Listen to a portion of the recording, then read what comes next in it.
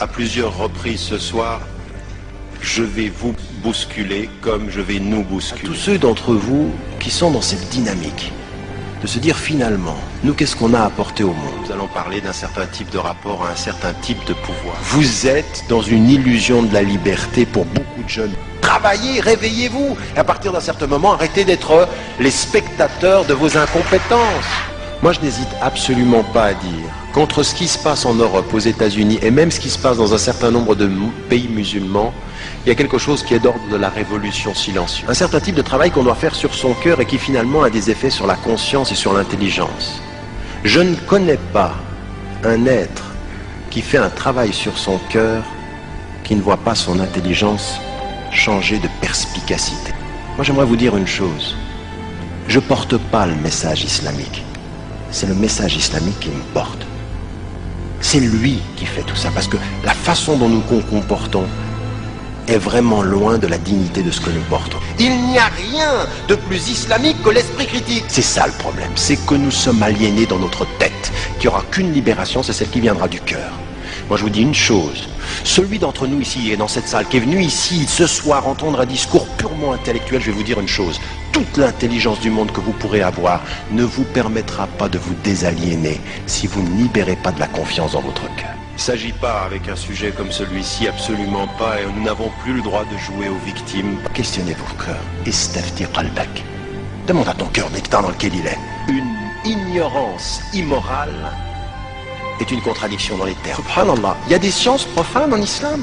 Vous pouvez dire qu'il y a une science profane. Vous pouvez dire la médecine c'est une science profane. Mais toute science porte en elle une dimension de votre foi. Quand vous répondez à 3 questions. 1. Quelle est mon intention?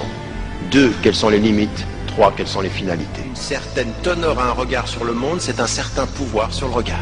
Donc c'est un instrument de pouvoir intellectuel. C'est un effort permanent. Un effort. Jihad al-nafs, jihad al-aql, jihad al-hurriya, c'est ça qu'on est, c'est pourquoi on dit. Et le jihad et l'ilm aussi, c'est vraiment l'effort du savoir. C'est-à-dire que la demande de la science est une obligation pour le musulman et la musulmane, c'est parce que la science est le fondement de l'éthique. Moi j'ai eu des parents, on a vécu en exil. J'ai vu, je vous le dis, rahimahumullah, j'ai vu de ma famille des gens qui pleuraient dans l'exil, qui étaient loin de leur pays. Vous êtes ici chez vous, vous avez vos racines là, bah, travaillez. Il y a en connaissance là un certain nombre de choses dont on ne doit pas s'étonner qu'elles soient ce qu'elles sont. Je suis désolé, nous sommes aujourd'hui en train de produire des petits bourgeois musulmans qui se regardent et qui se disent un jour, Inch'Allah. Mais moi je veux pas d'applaudissements, je veux simplement que vous compreniez une chose pour la sœur. Oui, il faut commencer à étudier, mais en même temps qu'on étudie l'islam, on étudie à l'université, puis on fait les deux, puis l'université nous pose des questions, on retourne à l'islam, et de l'islam on revient aux études. N'arrête pas de faire ça. Moi j'ai fait de la philosophie, Nietzsche disait ça, qu'est-ce que dit l'islam? Et l'islam qu'est-ce qu'il dit? Et je me bats. Puis à un moment donné, ben, vous faites la paix avec vous-même et puis vous avancez. Mais ne dites pas, d'abord l'islam, puis un jour on verra. Non, il faut travailler les deux ensemble et les deux se nourrissent. Eh bien vous pouvez le faire. Rien ne vous en empêche dans ce pays-là. Rien. Personne n'est dans votre chambre. Personne n'est à côté de votre lit. Personne ne voit ce que vous faites le matin ou pendant la nuit, si ce n'est Allah. La ilaha illahu. Et puis c'est tout. Puis maintenant, il faut s'y mettre. Moi, c'est le conseil que j'ai à donner aux jeunes. C'est quand on sait qu'on devient moral. Ibn Hanbal, il cherchait un homme d'une certaine compétence. Il voulait quelqu'un de compétent. On lui a dit, cet homme-là, il est fasiq. C'est-à-dire, il est pervers. Il a dit, sa compétence est à nous. Sa perversité, c'est à lui. Ceux qui transforment l'histoire, ce ne sont pas ceux qui rêvent l'avenir, c'est ceux qui sont lucides par rapport au présent. On est là vraiment, on est à la croisée des chemins. On est à la croisée des chemins, ça veut dire qu'on est là pour construire une conscience qui va changer ça, qui va nous changer nous. C'est-à-dire la capacité de regarder la télévision exactement comme le prophète alayhi salam pouvait regarder le monde. L'islam prend le bien d'où qu'il vienne. Et quand vous avez des gens qui vous expliquent comment on utilise un outil, comment on maîtrise l'intelligence, vous devez maîtriser. Talabul ilm, c'est ça que ça veut dire. Qui que tu sois, Dieu t'a fait, ce que tu fais, c'est à moi. Ce que toi tu fais de mal, c'est à toi, ça ne me regarde pas. Que me dit-on? Que veut-on de moi? Quelle est l'intention de celui qui parle pour que je sache quelle est l'intention avec laquelle je dois lui répondre? Fais-toi respecter, quant à l'amour, tu verras après. Non, non, regarde comment il me regarde, il m'aime bien. Je m'en fiche. Tu m'aimes pas, ça te regarde. Moi, ce que je te demande devant Dieu, c'est de me respecter. Et le meilleur moyen pour que tu me respectes, c'est que je me respecte.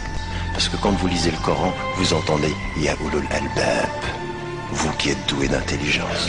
Il faut lire, vous avez plein de livres, sortez ici, il y a plein de livres écrits par plein de gens, vous êtes francophone, il y a énormément de livres, un temps il n'y en avait pas. Vous êtes sommé, au nom de ce que vous êtes, croyant musulman ou simplement être de conscience. Vous êtes ce que vous voulez être, mais vous êtes sommé d'apporter au monde quelque chose qui le change. Souvent on dit aux musulmans, Dieu ne demande pas à quelqu'un plus que ce qu'il peut porter. Mais j'aimerais vous dire une chose, c'est le contraire qu'il faut comprendre. Si tu peux porter ce que tu peux porter et que tu ne le portes pas, attends-toi au pire. À partir d'un certain moment, vous ne pouvez pas faire face à autant de pression, d'images, de symboles, d'aliénation intellectuelle si vous n'avez pas un processus de libération du cœur. À un moment donné, il faut rentrer à l'intérieur. À un moment donné, il faut éteindre la télévision. À un moment donné, il faut laisser tout ça.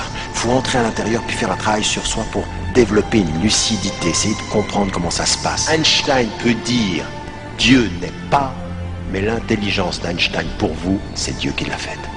Lui, il dit « Dieu n'est pas », et vous vous dites « Mais Dieu t'a fait ».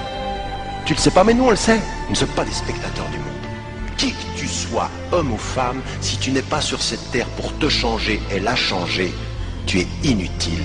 Et pour tes frères et tes sœurs, et pour l'humanité, et devant Dieu. C'est marqué, Dieu est mort, signé Nietzsche. L'autre il vient après, il dit, Nietzsche est mort, signé Dieu. On n'est pas avec Dieu dans l'ignorance, on est avec Dieu dans la perspicacité. Si vous ne deviez pas utiliser tout ce qui a été produit par des non-musulmans, on serait où là maintenant? Enlevez les lumières, n'utilisez plus le computer? Vous avez des computers islamiques et des computers koffars ou vous avez... C'est quoi ça? Qui que vous soyez d'ailleurs, quel que soit votre degré de spiritualité, et plus la spiritualité augmente, plus cette responsabilité est lourde. C'est ça qui est étonnant. Plus on est léger avec les hommes, plus à ce moment-là, il nous fait comprendre que les choses sont lourdes sur nos épaules. Si vous discutez avec quelqu'un et qu'il a une bonne idée, cette idée, elle est à vous. C'est effectivement la difficulté que vous avez avec les musulmans d'avoir un esprit critique où ce qui est bon est à nous. C'est le patrimoine de l'universel créé. Aussi maintenant à donner une certaine image du modèle du bien-être. Être bien en apparence et être mal dans le fond, c'est jamais ce qu'Allah SWT demande. Allah il demande d'être bien dans le fond, quant à l'apparence on verra, ça vient tout seul.